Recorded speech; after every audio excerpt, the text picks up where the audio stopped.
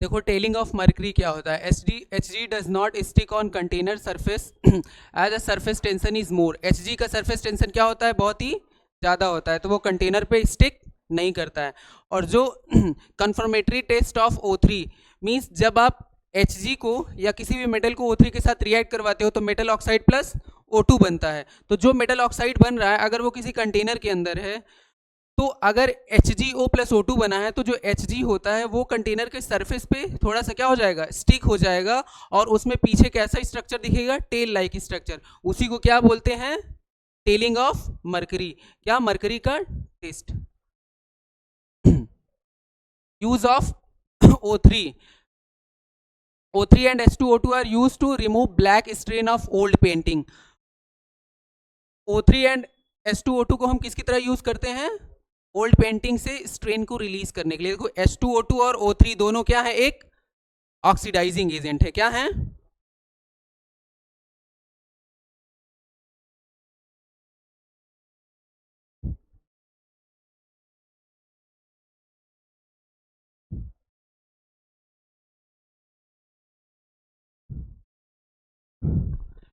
O3 और H2O2 क्या है, एक ऑक्सीडाइजिंग एजेंट है। तो क्या होता है, जो पीबी मतलब जो पेंटिंग लेड से मिलकर बनी होती है, मींस लेड का यूज करके बनी होती है, उसको जब H2S मींस एयर के कांटेक्ट में लाते हो तो वो किस में कन्वर्ट हो जाता है, PBS ब्लैक में।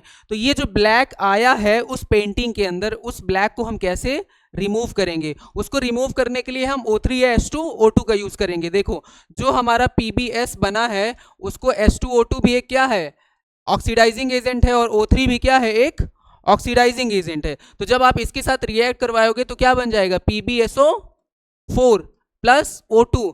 अब ये जो PbSO4 बना है वो क्या है, कलरलेस है। क्या है, कलरलेस है। मींस जो PbS का ब्लैक पेंटिंग पे आ गया था वो क्या हो चुका है, रिमूव हो चुका है। Supersonic jet planes are also responsible for O2 layer depletion. देखो सुपरसोनिक जेट प्लेन्स जो होती हैं वो NO गैस रिलीज करती हैं, और वो NO क्या करता है, O3 के साथ रिएक्ट करके O2 और NO2 बनाता है। O3 क्या है, एक ऑक्सीडाइजिंग एजेंट है, तो वो NO के साथ रिएक्ट करके क्या बना दे रहा है, O2 और NO2। मीन्स NO यहाँ पे किस ऑक्सीडेशन स्टेट में है, +2 में, और यहाँ पे किस में जा रहा है, +4 में। मींस जो तुम्हारा NO है वो NO2 में कन्वर्ट हो जा रहा है, और परमानेंटली O3 गैस क्या हो चुकी है, यूज हो चुकी है। मींस अगर आप O3 यूज करते जाओगे तो आपकी ओजोन क्या होती जाएगी, डेप्लीकेट होती जाएगी, खत्म होती जाएगी। अब हमको पढ़ना है कंपाउंड्स ऑफ सल्फर। देखो कंपाउंड ऑफ सल्फर में H2S SO2 पढ़ना है, H2S पढ़ना है, और H2SO4 पढ़ना है। देखो सल्फर डाइऑक्साइड किसकी तरह बिहेव करता है, ऑक्सीडाइजिंग एजेंट, रिड्यूसिंग एजेंट और ब्लीचिंग एजेंट। ऑक्सीडाइजिंग एजेंट और रिड्यूसिंग एजेंट की तरह क्यों बिहेव करता है, क्योंकि इसका ऑक्सीडेशन स्टेट क्या है, जब कोई भी कंपाउंड के अंदर जो एलिमेंट होता है अपने इंटरमीडिएट ऑक्सीडेशन स्टेट में होता है तो वो किसकी तरह बिहेव करता है, oxidising as well as reducing, दोनों की तरह बिहेव करता है। और हमने इंपॉर्टेंट टॉपिक्स जब पढ़ा था तो पढ़ा था ब्लीचिंग एजेंट। क्या पढ़े थे, ब्लीचिंग एजेंट। तो ब्लीचिंग एजेंट की तरह भी क्या काम, SO2 को हम किसकी तरह यूज करते हैं, ब्लीचिंग एजेंट की तरह भी यूज करते हैं। यहाँ पे इसका +4 ऑक्सीडेशन स्टेट है। H2S में सल्फर का ऑक्सीडेशन स्टेट -2, अगर वो मिनिमम ऑक्सीडेशन स्टेट में है तो किसकी तरह बिहेव करेगा, एज अ रिड्यूसिंग एजेंट, देखो लिखा हुआ है। और H2SO4 में सल्फर का ऑक्सीडेशन स्टेट +6 है, अगर वो कॉन्सेंट्रेटेड फॉर्म में है तो वो ऑक्सीडाइजिंग एजेंट है, और डाइल्यूटेड फॉर्म में है तो वो एसिड है।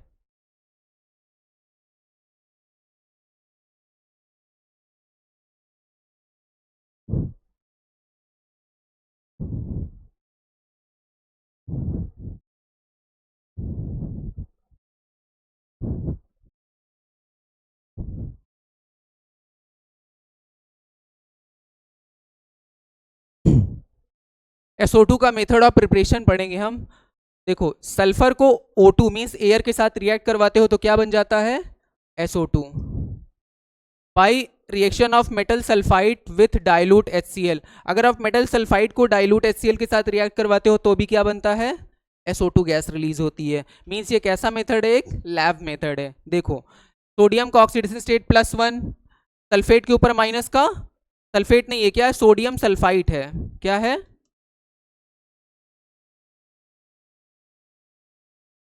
सोडियम सल्फाइड है, हाइड्रोजन के ऊपर +1, क्लोरीन के ऊपर -1, कैसी रिएक्शन होगी? डबल डिस्प्लेसमेंट, और डबल डिस्प्लेसमेंट रिएक्शन होगी तो क्या बन जाएगा? NaCl plus H2SO3। H2SO3 क्या होता है? अनस्टेबल होता है।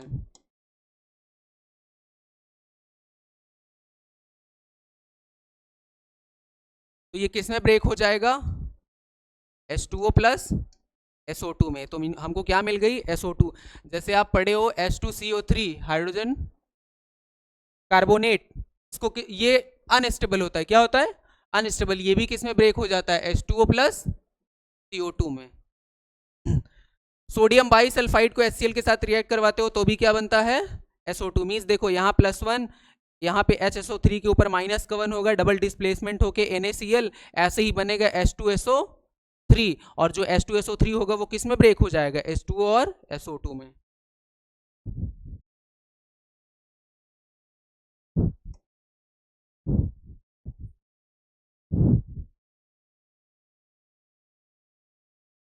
SO2 की प्रॉपर्टी देख लेते हैं।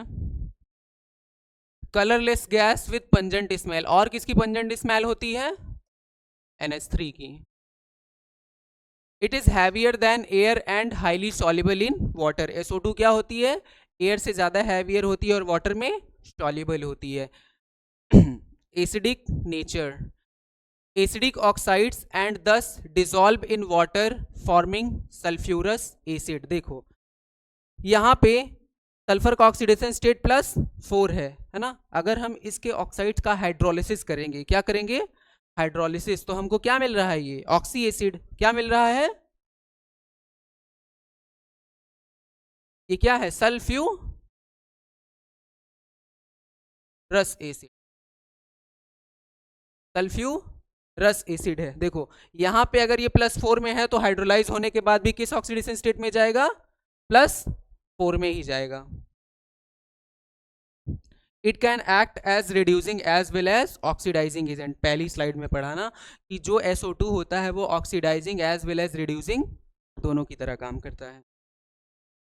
देखो पहले हम इसका रिड्यूसिंग नेचर पढ़ेंगे, फिर ऑक्सीडाइजिंग नेचर।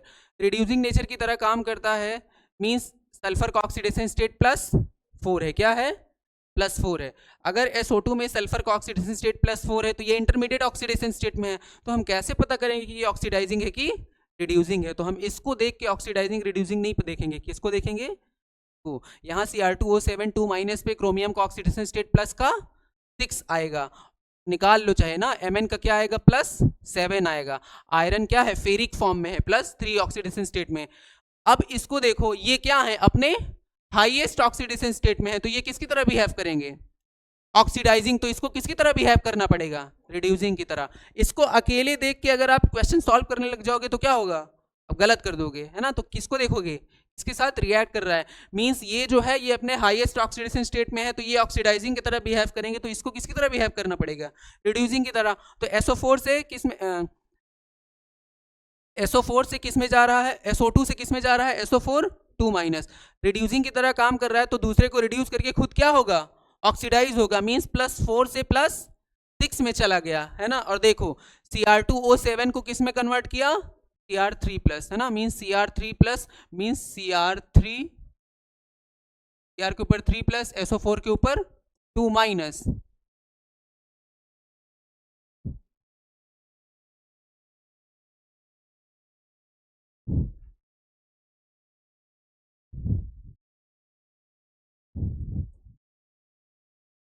ये बन जाएगा ना Cr2SO4 का होल थ्राइस। ये जो सल्फेट लिखा हुआ है ये इस +3 के साथ क्या है? अटैच्ड है। वो समझने के लिए लिखा हुआ है। जो +6 से किस में कन्वर्ट हो गया है? ऑक्सीडाइज, मतलब क्या हुआ है? ये किसकी तरह बिहेव कर रहा है? ऑक्सीडाइजिंग एजेंट की तरह। तो दूसरे को क्या कर दे रहा है? ऑक्सीडाइज कर दे रहा है, खुद क्या हो जा रहा है? रिड्यूस। ये किसकी तरह बिहेव कर रहा है? रिड्यूसिंग। हम पढ़ रहे हैं रिड्यूसिंग नेचर ऑफ SO2, तो SO2 का रिड्यूसिंग नेचर पढ़ रहे हैं, तो SO2 क्या कर दे रहा है? +6 से क्रोमियम को +3 में कन्वर्ट कर दे रहा है। अगर क्रोमियम +3 में जाता है तो उसका कलर क्या हो जाता है? ग्रीन हो जाता है। और मैग्नीज +7 से किस में जा रहा है? +2 में जा रहा है। ऐसे ही आयरन +3 से किस में जा रहा है? +2 में जा रहा है। तो समझ आ गया रिड्यूसिंग नेचर। देखो अब ऑक्सीडाइजिंग नेचर पता करेंगे। अब ऑक्सीडाइजिंग नेचर अगर हमको पता करना है तो हम इस SO2 को ना देख के किसके साथ रिएक्ट कर रहा है उसको देखेंगे। हेलोजन -1 ऑक्सीडेशन स्टेट में, अगर एलिमेंट अपने मिनिमम ऑक्सीडेशन स्टेट में है तो किसकी तरह बिहेव करेगा, किसकी तरह, रिड्यूसिंग। तो दूसरे को रिड्यूस करके खुद क्या होगा, ऑक्सीडाइज। तो ये यहाँ पे किसकी तरह बिहेव कर रहा है, ऑक्सीडाइजिंग एजेंट की तरह। ये खुद क्या हो जा रहा है, ऑक्सीडाइजिंग एजेंट की तरह काम कर रहा है ना ये, तो खुद क्या होगा, रिड्यूस होगा, और दूसरे को क्या करेगा, ऑक्सीडाइज करेगा। देखो Br- से किस में कन्वर्ट हो गया, इसको आप क्या लिख सकते हो, Br2 या I2 लिख सकते हो। और ऐसे ही H2S को क्या करेगा, ये रिड्यूस करेगा। तो हमने क्या बताया था, -2 0 +4 और +6। अब सल्फर किस ऑक्सीडेशन स्टेट में है, -2 में है। अगर -2 से रिड्यूस होगा तो किस में जाएगा, -2 से ऑक्सीडाइज होगा तो किस में जाएगा, 0 में, है ना। देखो यहाँ 0 में गया, समझ आ गया ये ऑक्सीडाइजिंग और रिड्यूसिंग नेचर दोनों। देखो इससे क्वेश्चन कई बार आया हुआ है नीट में और जेई में भी पूछा गया है। Test to distinguish SO2 and CO2।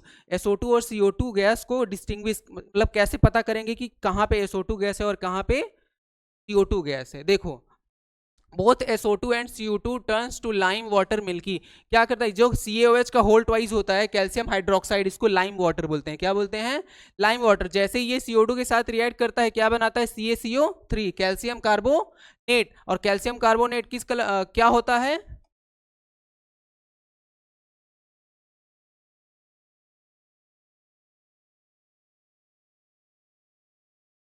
Means calcium carbonate milky होता है। क्या होता है, मिल्की होता है। ऐसे ही कैल्शियम हाइड्रोक्साइड SO2 के साथ रिएक्ट करके क्या बनाया, कैल्शियम सल्फेट, ये भी क्या है, मिल्की है।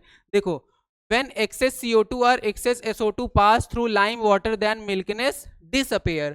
अगर excess CO2 भी पास करोगे और excess SO2 भी पास करोगे तो जो तुम्हारा कैल्शियम हाइड्रोक्साइड है वो क्या हो जाएगा, उसका मिल्कीनेस क्या हो जाएगा, डिसअपियर होता है। मींस कैल्शियम कार्बोनेट ही मिल्की होता है, बाई कार्बोनेट क्या होता है, मिल्की नहीं होता है। उसमें उससे मिल्कीनेस क्या हो जाती है, डिसअपियर हो जाती है। तो मींस अगर आप कैल्शियम हाइड्रोक्साइड का यूज करके इन दोनों को डिस्टिंग्विश करने जाओगे तो क्या कर पाओगे, नहीं कर पाओगे ना। देखो एक अलग method, SO2 can act as oxidising as well as reducing. पता है हमको कि वो ऑक्सीडाइजिंग और रिड्यूसिंग दोनों की तरह बिहेव करता है।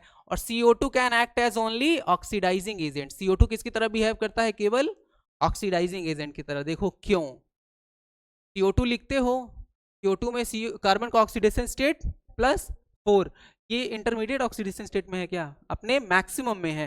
तो ये किसकी तरह बिहेव करेगा, ऑक्सीडाइजिंग एजेंट की तरह। मींस ये केवल ऑक्सीडाइजिंग एजेंट की तरह बिहेव करेगा, रिड्यूसिंग की तरह नहीं करेगा। तो देखो कैसे हम डिस्टिंग्विश करेंगे।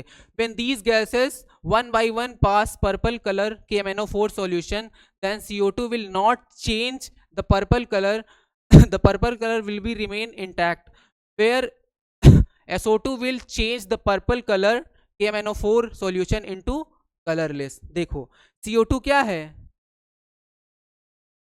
ऑक्सीडाइजिंग एजेंट है, तो ये रिड्यूसिंग की तरह तो काम करेगी नहीं कि इसको रिड्यूस करवा दे, है ना, किस में, Mn+3 में, है ना। तो क्या है, ये जो मैग्नीज है यहाँ पे +7 में है, तो ये किसकी तरह बिहेव करेगा, एज अ ऑक्सीडाइजिंग। तो इसको किसकी तरह बिहेव करना चाहिए, रिड्यूसिंग की तरह। पर ये रिड्यूसिंग है ही नहीं, ये भी क्या है, ऑक्सीडाइजिंग है। तो रिएक्शन होगी ही नहीं, मींस रिडॉक्स कंप्लीट ही नहीं हुआ, ना ऑक्सीडेशन हुआ ना रिडक्शन हुआ। मींस CO2 यहाँ पे किसकी तरह बिहेव कर रहा है, ऑक्सीडाइजिंग। वो कभी रिड्यूसिंग एजेंट की तरह बिहेव ही नहीं करता, तो मींस इसका कलर तो चेंज ही नहीं होगा। अब जब क्या करोगे, जो आपने KMnO4 लिया उसको आप SO2 के साथ, CO2 के साथ नहीं, क्या लोगे, SO2। ये क्या है, SO2 है। जब आप इसमें SO2 गैस पास करोगे तो SO2 देखो ये ऑक्सीडाइजिंग एजेंट की तरह बिहेव करता है, और हमको पता है कि SO2 किसकी तरह, ऑक्सीडाइजिंग और रिड्यूसिंग दोनों की तरह बिहेव करता है। अगर ये ऑक्सीडाइजिंग कर रहा है तो ये किसकी तरह बिहेव करने लग जाएगा, रिड्यूसिंग एजेंट की तरह। और SO2 किस में कन्वर्ट हो जाएगा, +4 से किस में जाता है, देखो -2 0 +4 +6। अगर ऑक्सीडाइज्ड हो रहा है मींस रिड्यूसिंग एजेंट की तरह बिहेव कर रहा है, दूसरे को रिड्यूस करेगा, मींस Mn+2 में जाएगा। और खुद किस में जाएगा, +6 में जाएगा। तो +4 में +4 से किस में ऑक्सीडाइज हो जा रहा है, +6 में। मींस कलर क्या हो जा रहा है, डिसअपियर हो जा रहा है। लिखा था ना कि MnSO4 का क्या क्या होता है, कलरलेस होता है। तो अगर आपसे पूछेगा है ना कि SO2 और CO2 को कैसे डिस्टिंग्विश करेंगे, कैसे पता करेंगे कि कहाँ पे SO2 और कहाँ पे CO2 है, तो यही वाली टेक्निक। अब पढ़ेंगे H2S, हाइड्रोजन सल्फाइड। क्या पढ़ लिए हैं, SO2 कंप्लीट कर लिए हैं, है ना। अब पढ़ेंगे हाइड्रोजन सल्फाइड। इसका मेथड ऑफ प्रिपरेशन क्या है, it is prepared in keeps apparatus. देखो हुक्के के जैसा ये कीप्स एपरेटस बना हुआ है। क्या करते हैं, FeS क्या होता है, ब्लैक कलर का होता है। FeS को H2SO4 के साथ क्या करवाते हैं, रिएक्ट करवाते हैं। देखो आयरन का ऑक्सीडेशन स्टेट, यहाँ पे ये सल्फर +6 में है। आयरन क्या बनाएगा, सल्फेट बनाएगा, iron sulphate plus H2S gas release हो जाएगी। ये +6 में है, ये ब्लैक कलर का है। आयरन कहाँ, किस ऑक्सीडेशन स्टेट में है, ये +2 में है। +2 से किस में गया, +6 में गया। यहाँ ब्लैक था, वहां पे क्या हो गया, ग्रीन हो गया। देखो H2S की प्रॉपर्टी पढ़ लेते हैं। Colourless gas with rotten egg smell. देखो इसकी कैसी स्मेल होती है, रोटेन एग होती है। तो रोटेन फिश किसकी होती है, रोटेन फिश किसकी स्मेल होती है, हाँ PS3 की स्मेल कैसी होती है, रोटेन फिश होती है। फॉस्फीन की स्मेल रोटेन फिश होती है। और जो तुम्हारा H2S है, हाइड्रोजन सल्फाइड, उसकी कैसी होती है, रोटेन एग होती है ना। दोनों का क्वेश्चन आया हुआ है। Moderately soluble in water but solubility decrease with increase in temperature ना। क्या होता है, सॉल्युबिलिटी डिक्रीज होती है अगर आप क्या करोगे, टेम्परेचर को इंक्रीज करवाओगे। तो it give black PPT with lead acetate. Lead acetate के साथ रिएक्ट करके क्या बनाता है, वो ब्लैक कलर का PPT बनाता है। आपने पढ़ा भी था PBS क्या होता है, ब्लैक PPT। यही तो पढ़े थे, लेड की जो पेंटिंग बनाते हैं, अगर वो H2S के कांटेक्ट में आता है तो क्या बना लेता है, H2S। तो H2S के साथ रिएक्ट करवाया हो तो क्या बन गया है, एसीटेट बन गया है और लेड सल्फाइड बन गया है। ठीक। Reducing behaviour of H2S। H2S किसकी तरह बिहेव करता है, रिड्यूसिंग की तरह। क्यों, क्योंकि सल्फर का ऑक्सीडेशन स्टेट क्या है, मिनिमम है, -2 है। तो वो किसकी तरह बिहेव करेगा, as a reducing agent. Act as a strong reducing agent, so it decompose evolving hydrogen. जब ये डिकम्पोज होगा, देखो H2S और SO2, H2S में सल्फर क्या है, -2 में है, किसकी तरह बिहेव कर रहा है, रिड्यूसिंग एजेंट। दूसरे को रिड्यूस करके खुद क्या होगा, ऑक्सीडाइज होगा। और -2 0 +4 +6 है। और यहां पे सल्फर का ऑक्सीडेशन स्टेट क्या है, +4 है। देखो अगर H2S रिड्यूसिंग की तरह बिहेव कर रहा है तो SO2 को किसी तरह बिहेव करना पड़ेगा, एज अ ऑक्सीडाइजिंग एजेंट। किसकी तरह बिहेव करेगा, ऑक्सीडाइजिंग एजेंट। अगर ये रिड्यूसिंग एजेंट की तरह बिहेव कर रहा है तो दूसरे को रिड्यूस करके खुद क्या होगा, ऑक्सीडाइज होगा। तो -2 से किस में जाएगा, 0 में जाएगा। और यहां देखो अगर ये ऑक्सीडाइजिंग एजेंट की तरह बिहेव करता है तो ये दूसरे को ऑक्सीडाइज करके खुद क्या होगा, रिड्यूस होगा। और +4 से किस में आएगा, 0 में आएगा। इसीलिए क्या बन रहा है, सल्फर बन रहा है। कौन से ऑक्सीडेशन स्टेट वाला, 0, है ना। और कैसी रिएक्शन होती है ये, रिडॉक्स पढ़े हो ना, कॉम्प्रपोर्शनेशन रिएक्शन। अब पढ़ेंगे H2SO4। देखो हम पढ़ लिए हैं H2S भी पढ़ लिए हैं और SO2 भी पढ़ लिए हैं। अब पढ़ेंगे H2S। H2S को ऑयल ऑफ विट्रियोल बोलते हैं, है ना, क्योंकि SO4 जितने भी विट्रियोल बनते हैं उनके अंदर यूज होता है। इसको किंग ऑफ केमिकल भी बोलते हैं। इसको बनाने का मेथड होता है कॉन्टैक्ट प्रोसेस। कैसा प्रोसेस, कॉन्टैक्ट प्रोसेस। और बताया भी थे H2SO4 को H2SO4 जो बनता है वो किसी सिंगल स्टेप से नहीं बनता। उसको बनाने के लिए कितने स्टेप यूज होते हैं, 3। और ये पूछा गया है एग्जाम में कि H2SO4 को बनाने के लिए कौन सा मेथड यूज करते हैं ना। उस दिन जब क्वेश्चन आया था, है ना, तो मैच द फॉलोइंग में बर्निंग ऑफ सल्फर और sulphide ore in the presence of O2। Sulphur या सल्फाइड के ओर को, जैसे क्या ले लो, Fe2O क्या है, आयरन का ओर है ना। तो आप सल्फर ले लो या ऑक्सीजन का, मतलब ऐसा और जिसके अंदर क्या हो, ऑक्सीजन हो। और उसको जब क्या करते हो आप, बर्न करते हो O2 के साथ, तो क्या बनता है, SO2 गैस। अब ये जो SO2 बना है इसका ऑक्सीडेशन स्टेट क्या है, +4 है, और H2SO4 के अंदर सल्फर का ऑक्सीडेशन स्टेट +6 होता है। अभी हमको इसको और ऑक्सीडाइज करवाना है, क्या करवाना है, और ऑक्सीडाइज करवाना है। Conversion of SO2 to SO3 in presence of catalytic V2O5। जो V2O5 यूज कर रहे हो ये एज अ कैटलिस्ट यूज हो रहा है, और हमको पता है कि O2 सस्ता और टिकाऊ क्या है, ऑक्सीडाइजिंग एजेंट है, तो वो SO2 को किस में कन्वर्ट कर देगा, SO3 में। मींस सल्फर +4 से किस में चला गया है, +6 में चला गया है। The reaction is exothermic reversible and the forward reaction led to decrease in volume. Therefore low temperature and high pressure are the favorable condition for maximum yield. Means low temperature और high temperature क्या होगा, maximum yield के लिए require होगा। देखो absorption of SO3 in H2SO4 to give oleum. जो SO3 है फिर उसको आप किसके साथ रिएक्ट करवाओगे, देखो क्या बोला, 3 स्टेप होते हैं, पहला, दूसरा और ये तीसरा। जो तुम्हारा SO3 बना है अब क्या करोगे, उसको H2SO4 के साथ रिएक्ट करवाओगे। जब आप H2SO4 के साथ रिएक्ट करवाते हो तो क्या बनता है, H2S2O7 बनेगा। इसी को क्या बोलते हो, ओलियम बोलते हो या pyro sulphuric acid.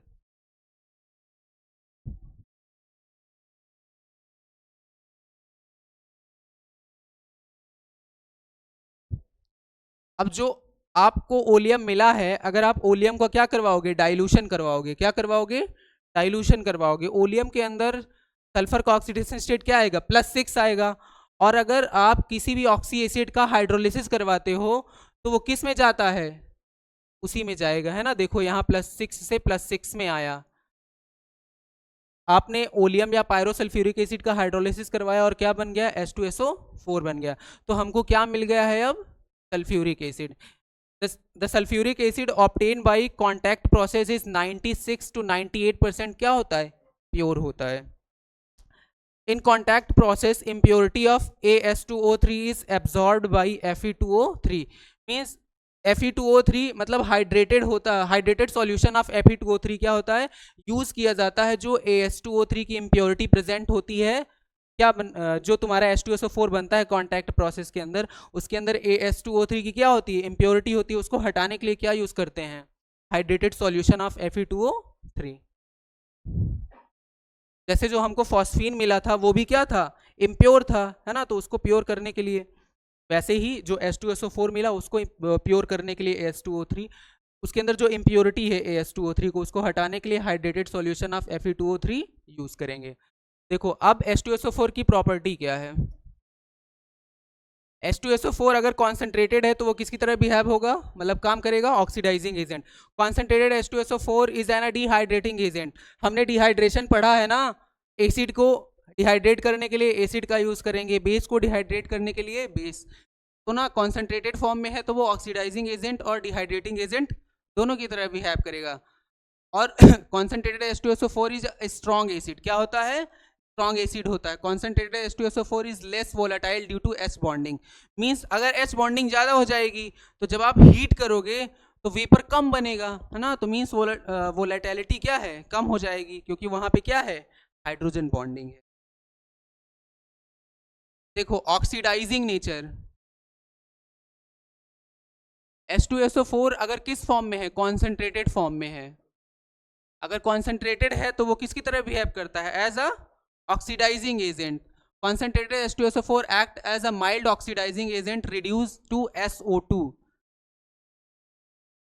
Mild oxidising agent की तरह बिहेव करता है तो वो SO2 को क्या कर रहा है, यूज कर रहा है। देखो H2SO4 में सल्फर का ऑक्सीडेशन स्टेट +6 है, ये किसकी तरह बिहेव कर रहा है, ऑक्सीडाइजिंग एजेंट की तरह। तो Cu को क्या करेगा, ऑक्सीडाइज करेगा। तो Cu 0 से किस में चला जा रहा है, +2 में चला जा रहा है। मींस Cu क्या हो जा रहा है, ऑक्सीडाइज हो रहा है, और H2O भी रिलीज हो रहा है। ऐसे ही देखो कार्बन है, कार्बन को ऑक्सीडाइज करके किस में कन्वर्ट कर दे रहा है, H2CO3 में, और H2CO3 किस में ब्रेक हो जाता है, CO2 और H2O में। देखो सल्फर 0 में है, 0 से ये याद कर लेना है आपको, -2 0 +4 +6, 0 से किस में ऑक्सीडाइज होके जाएगा, +4 में। अगर रिड्यूस होगा तो -2 में, है ना, इसीलिए क्या बना, SO2 बना। F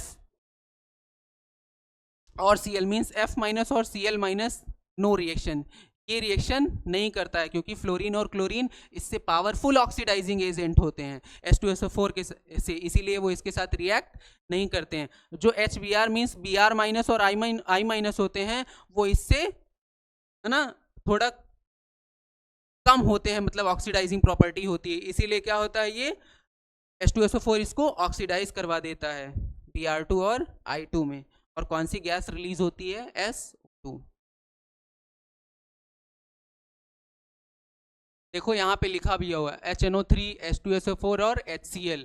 अगर HNO3 चाहे कॉन्सेंट्रेटेड फॉर्म में हो चाहे डाइल्यूटेड फॉर्म में हो, दोनों फॉर्म में वो किसकी तरह बिहेव करता है, ऑक्सीडाइजिंग एजेंट। हमने रिएक्शन भी पढ़ा है मेटल के साथ, नॉन मेटल के साथ और मेटेलॉइड्स के साथ। अगर H2SO4 कॉन्सेंट्रेटेड फॉर्म में है तो वो किसकी तरह बिहेव करता है, ऑक्सीडाइजिंग एजेंट, और किसकी तरह, डिहाइड्रेटिंग एजेंट।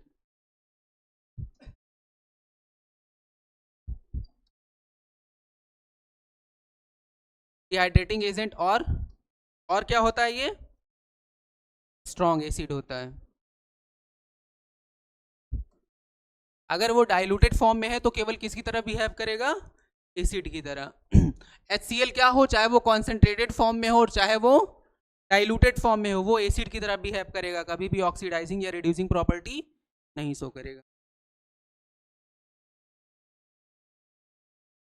यूज देखो, खत्म हो चुका है हमारा ऑक्सीजन फैमिली, अब उसके कुछ यूजेस पढ़ लेते हैं। इन पेट्रोलियम रिफाइनरिंग, H2SO4 का यूज हम पेट्रोलियम रिफाइनरिंग में करते हैं, और कहाँ करते हैं, इन फर्टिलाइजर्स फॉर्मेशन। नहीं, ये पूरा यूज बता रहा है पूरे ऑक्सीजन फैमिली का। किसका बता रहा है, केवल H2SO4 का यूज नहीं बता रहा है, ये पूरे ऑक्सीजन फैमिली का यूज बता रहा है कि जो ऑक्सीजन फैमिली होती है उनके जो कंपाउंड्स होते हैं उनका यूज हम किस में करते हैं, पेट्रोलियम के रिफाइनरिंग में और फर्टिलाइजर फॉर्मेशन में, और as a drying agent of, ना, देखो ड्राइंग एजेंट के रूप में भी यूज करते हैं। और क्या है, इन स्ट्रॉन्गर बैटरीज, स्ट्रॉन्गर बैटरीज के अंदर भी इसका क्या करते हैं, यूज करते हैं। अब देखो कुछ क्वेश्चंस है आपको, है ना, सॉल्व करना है। विच of the following is not a correct about carbon monoxide, कौन सा स्टेटमेंट कार्बन मोनोऑक्साइड के लिए करेक्ट नहीं है, बताओ। It reduce oxygen carrying ability of blood, oxygen की कैरिंग एबिलिटी को क्या करता है, कम करता है। The carb haemoglobin means haemoglobin bond to CO2, मतलब CO के साथ कार्ब एमाइनो हीमोग्लोबिन बनाएगा, is less stable than oxy haemoglobin. क्या जो ऑक्सीजन के साथ हीमोग्लोबिन बाइंड करता है तो ऑक्सी हीमोग्लोबिन बनता है, और CO के साथ बाइंड करेगा तो कार्ब हीमोग्लोबिन बनेगा। तो कार्बोक्सी हीमोग्लोबिन ज्यादा स्टेबल है या कार्ब हीमोग्लोबिन ज्यादा स्टेबल है, हाँ। देखो, हीमोग्लोबिन की बाइंडिंग को बताना है, CO के साथ ज्यादा है या O2 के साथ ज्यादा है, किसके साथ ज्यादा है, CO के साथ। और यहाँ पे क्या लिखा हुआ है, the carboxy haemoglobin haemoglobin bound to CO is less stable than oxy haemoglobin, means यही स्टेटमेंट क्या है, इनकरेक्ट है। इसके हिसाब से करेक्ट है ना, पर टोटल स्टेटमेंट बोला जाए तो CO की हीमोग्लोबिन से बाइंडिंग ज्यादा स्ट्रांग होती है एज कंपेयर टू O2, और ये क्या होता है, इरिवर्सिबल होता है, आप इसको दोबारा ब्रेक नहीं कर सकते हो। पर जो तुम्हारा ऑक्सीजन को हीमोग्लोबिन, है ना, कैरी करता है, उससे जो उसकी बाइंडिंग होती है वो क्या होती है, रिवर्सिबल होती है। अगला क्वेश्चन देखो, बताओ।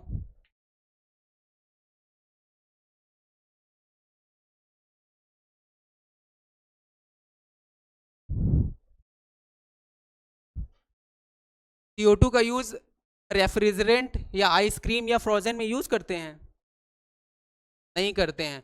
The structure of C16 contain 12 6 carbon ring and 25 carbon ring, ये भी नहीं सही है। जैसे ने JSM5 a type of zeolite is use to convert alcohol into gasoline, कोई पढ़ा है ऑर्गेनिक केमिस्ट्री, हाँ, तो ये स्टेटमेंट सही है।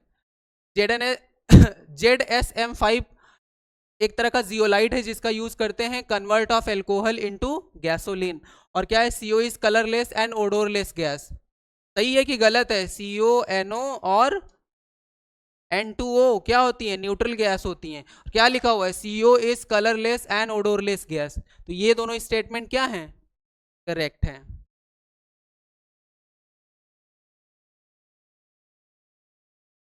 ये क्वेश्चन सॉल्व करो। विच of the following is incorrect statement, कौन सी स्टेटमेंट इनकरेक्ट है। SiCl4 इज इजिली हाइड्रोलाइज्ड, क्या SI हाइड्रोलिसिस पढ़े हो ना, SiCl4 का हाइड्रोलिसिस होता है।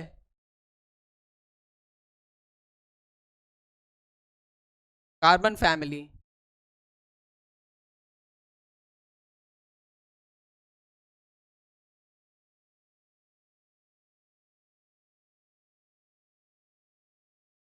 अगर CCl4 होता तो इसका हाइड्रोलिसिस पॉसिबल नहीं है, क्योंकि इसके अंदर वैकेंट डी ऑर्बिटल नहीं है। हाइड्रोलिसिस होने के लिए हमने क्या बताया था, positive charge plus vacant orbital. देखो सिलिकॉन के ऊपर क्लोरीन की वजह से पॉजिटिव चार्ज भी आएगा और इसके ऊपर वैकेंट डी ऑर्बिटल भी है, तो इसका हाइड्रोलिसिस इजिली हो जाएगा। क्या लिखा हुआ है, GeX4 fluorine chlorine bromine, means halogen क्या है, क्लोरीन क्लोरीन ब्रोमीन या आयोडीन है, मोर स्टेबल देन GeX2। सही बात है। तो देखो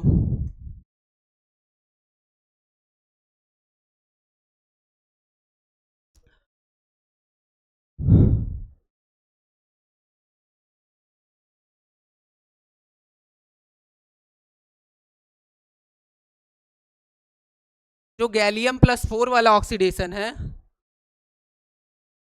बोरॉन फैमिली नहीं हो रहा है। देखो यहाँ पे इनका ग्रुप ऑक्सीडेशन क्या होता है, +2 और +4 होता है ना। तो ये जो गैलियम तुम्हारा हैलाइड बना रहा है ना, GeX4 वाला, वो +2 में ज्यादा स्टेबल होगा या +4 में ज्यादा स्टेबल होगा, वही लिखा हुआ है, is more stable then GeX2। क्या GeX4 मतलब गैलियम का जो हैलाइड X4 वाला है वो GeX2 से ज्यादा स्टेबल है, बोलो।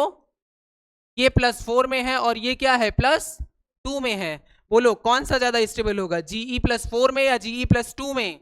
Inert pair effect, last element को देखना है ना, तो क्या होगा, +4 ज्यादा स्टेबल होगा ना, मींस ये भी स्टेटमेंट क्या है, करेक्ट है।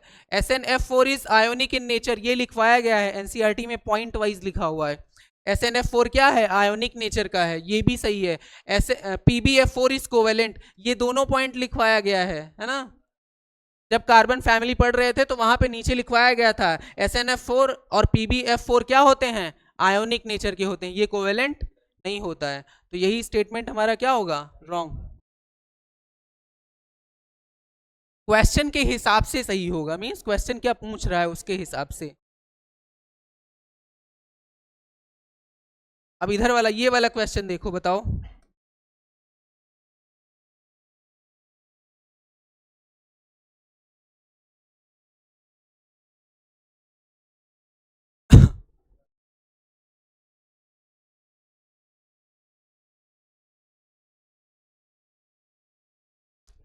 देखो गैलियम क्या है, गैलियम का साइज बड़ा है और क्लोरीन का भी साइज क्या होता है, बड़ा होता है, तो वो अपने सराउंडिंग में 6 एटम को क्या कर सकता है, अरेंज कर सकता है। आप आओ सिलिकॉन पे, सिलिकॉन का साइज क्या होता है, छोटा होता है, और क्लोरीन का साइज बड़ा होता है, तो उसके सराउंडिंग में 6 क्लोरीन लगाओगे तो स्टेरिक रिपल्सन लगेगा, इसीलिए SiCl6 - एग्जिस्ट नहीं करता है।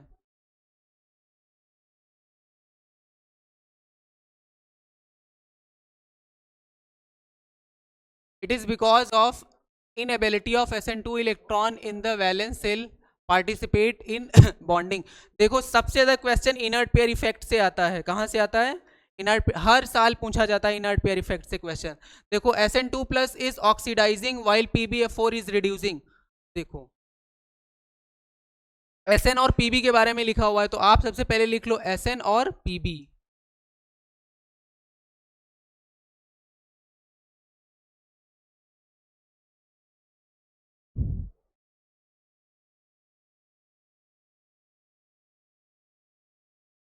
PB जो होता है वो +4 पे क्या होता है, अनस्टेबल होता है, वो किस में कन्वर्ट होना चाहता है, Pb+2 में कन्वर्ट होना चाहता है।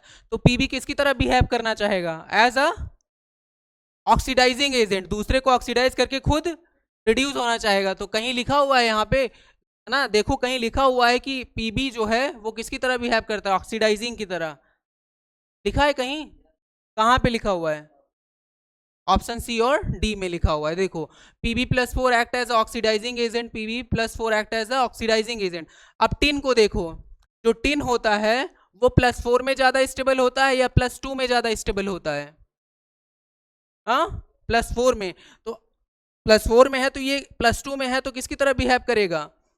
एज अ रिड्यूसिंग, दूसरे को रिड्यूस करके खुद क्या होना चाहेगा? ऑक्सीडाइज, क्योंकि इसका +4 ऑक्सीडेशन स्टेट ज्यादा स्टेबल होता है। तो कौन सा ऑप्शन सही होगा? देखो इनर्ट पेयर इफेक्ट का ही क्वेश्चन है पर घुमा के पूछा हुआ है।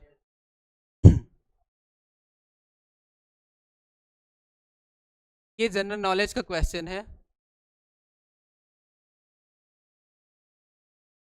आपको सिलिकेट पढ़ाया गया है ना, सिलिकॉन और सिलिकेट्स पढ़ाया गया है। उसमें सबसे पहले ही जब पढ़ाया था हमने सिलिकॉन्स, तभी लिखवाया गया था which of the following compound is use as a cosmetic surgery. Cosmetic surgery में किसका यूज करते हैं? सिलिकॉन्स का यूज करते हैं, है ना। जब सिलिकॉन्स पढ़ाया गया था तो सबसे पहले वही हेडिंग लिखी हुई थी।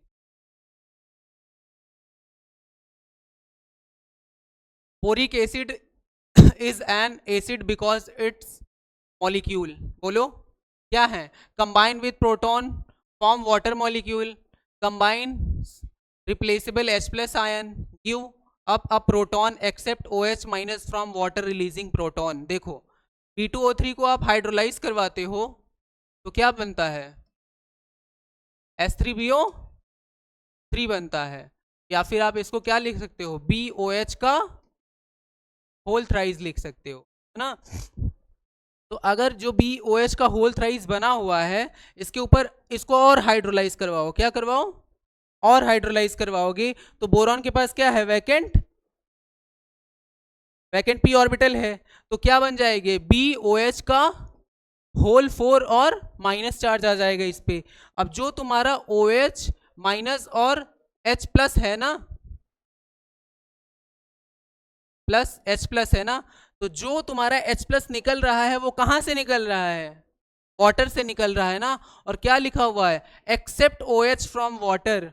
क्या करता है ये बोरिक एसिड? वाटर से क्या एक्सेप्ट करता है? OH। और जो H+ मींस प्रोटॉन रिलीज होता है वो कहां से रिलीज होता है? वाटर से रिलीज होता है। रिएक्शंस पढ़ो तभी आएगा समझ, नहीं कुछ समझ नहीं आएगा। बहुत ही खतरनाक है P ब्लॉक।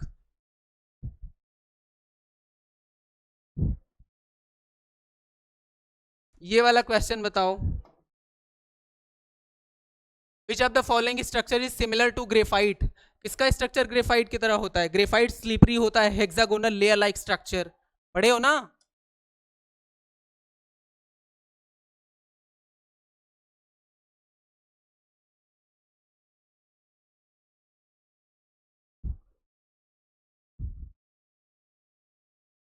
ऐसे ही जुड़ता जाएगा है ना। हेक्सागोनल लेयर लाइक स्ट्रक्चर होता है किसका? ग्रेफाइट का। और क्या लिखा हो? Which of the following structure is similar to graphite. Inorganic benzene पढ़े हो? हाँ, BN का होल X। वही इनऑर्गेनिक बेंजीन जो होता है वो क्या होता है? किसके? ग्रेफाइट के। ये लास्ट क्वेश्चन है, ये सॉल्व कर दो। विच of the following oxide is amphoteric. कौन सा ऑक्साइड एम्फोटेरिक होगा? मेटल नॉन मेटल मेटलॉइड्स पढ़े हो ना। जैसे ही P ब्लॉक स्टार्ट हुआ था तो सबसे पहले लिखवाया गया था कौन सा मेटल है, कौन सा नॉन मेटल और कौन सा मेटलॉइड्स है। तो मेटलॉइड्स जो होंगे उनके ऑक्साइड्स क्या होंगे? एम्फोटेरिक होंगे।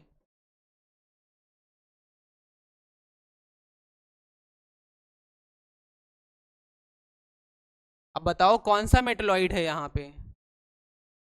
हाँ, फर्स्ट ऑप्शन है ना। पहला जो टिन है वो क्या है? मेटलॉइड है। और मेटलॉइड्स के ऑक्साइड्स क्या होते हैं?